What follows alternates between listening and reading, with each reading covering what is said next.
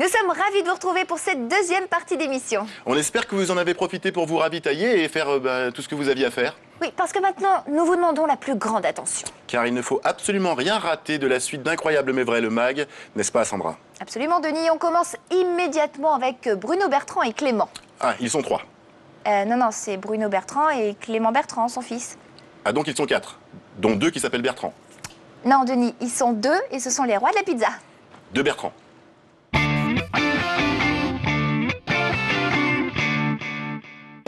Sacrés 2 des meilleurs pizzaiolos de France dans leurs catégories respectives, c'est l'incroyable récompense qu'ont reçu Bruno et son fils Clément, 14 ans, au championnat de France du meilleur pizzaiolo. Et pourtant, pour le papa, rien ne laissait présager cet extraordinaire coup du sort. Le championnat de France est parti un petit peu sur un défi. En fait, je l'ai mis au défi de le faire pour voir s'il avait justement cette envie de concours, quoi. Et à la finale, il nous a tous surpris. En fait, je m'y attendais pas. Quand il y a eu la remise des prix, ouais, j'ai été ému parce que c'est pas tous les jours qu'on gagne ça. Car pour Clément et son père, la pizza est un véritable art culinaire. Et c'est cette passion insolite qui les a conduits au succès. Bruno s'est retrouvé 8e parmi 150 concurrents venus de toute la France et son fils a obtenu le premier titre national dans la catégorie jeune. C'est une aventure vraiment très riche émotionnellement parce que faire quelque chose avec son fils et réussir comme ça, c'est des souvenirs pour la vie. Cette aventure extraordinaire a en effet démarré ici, à la Chapelle-sur-Erdre, près de Nantes. Depuis 5 ans, Bruno, issu d'une famille de restaurateurs, a ouvert son commerce de pizza à emporter. Et il semblerait que Clément ait décidé de suivre les pas de son père. Depuis tout petit, il est obnubilé par ça et il souhaite en faire son métier. En effet, depuis qu'il a 6 ans, Clément est passionné par la pâte. Car son rêve plus tard est d'être boulanger.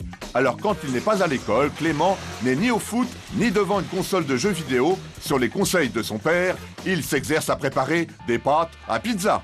Au boulot. Le secret du bonne pizza, c'est l'amour du pizzaiolo pour sa pizza, je crois. Il faut que la recette elle soit bonne, que le temps de pousse soit respecté, que le moment où on met les ingrédients dans le pétrin, ça soit respecté aussi. Après, c'est du travail et du travail. Et le travail paye. La pizza n'a en effet plus de secret pour ces deux passionnés. Qualité des ingrédients, quantité, goût, cuisson. Bruno et Clément maîtrisent la pizza à la perfection et le papa est intraitable. Faire pour le championnat, ça. Non. Donne-lui un quart de tour.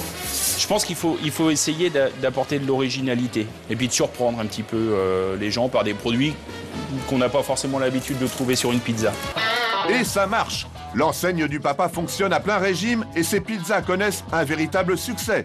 Une réussite qui lui a permis de se hisser au rang des meilleurs pizzaiolos de France.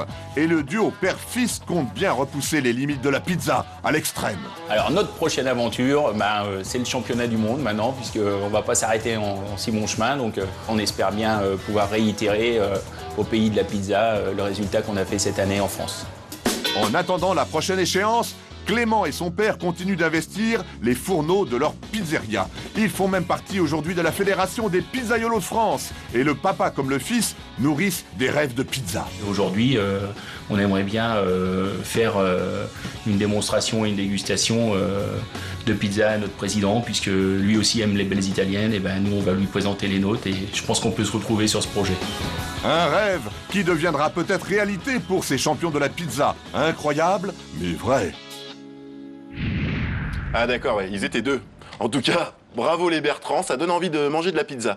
Tiens, si on s'en faisait livrer une? Ah bah oui, j'ai une petite faim à moi. Eh ben écoute, regarde.